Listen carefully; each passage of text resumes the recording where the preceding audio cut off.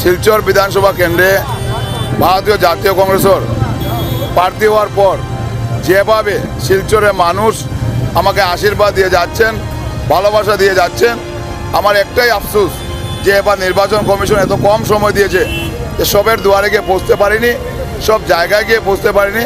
সেটার জন্য আমি ক্ষমা প্রার্থী।